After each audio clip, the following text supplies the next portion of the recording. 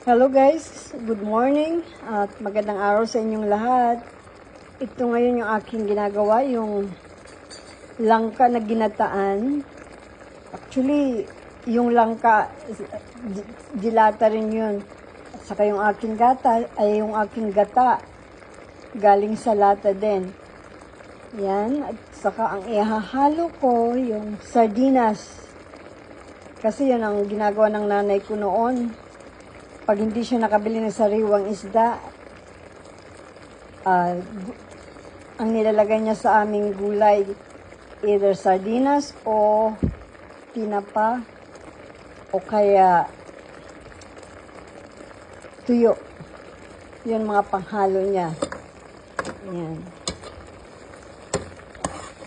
Mas gusto ko yung sariwang langka, kaya lang yung wala naman akong makitang sariwang langka na panggulay. Ang makikita ko lang dun sa Asian store, yung mga hinog.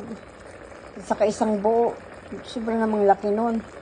Ako lang naman ang kakain. At, yan.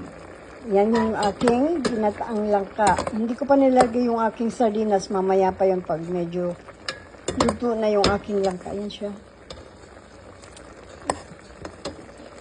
Ayan. At ito naman yung aking para sa aking bilo-bilo. Lalagyan ko siya ng sago. Unti lang din ang lalagay ko kasi unti lang din naman yung aking gagawing bilo-bilo. So, ayan.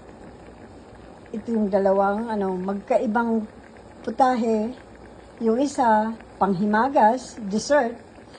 At yung isa naman, gulay para sa aking hapunan. Kasi si Habi naman hindi masyado mahilig sa gata. Ako lang kakain mo.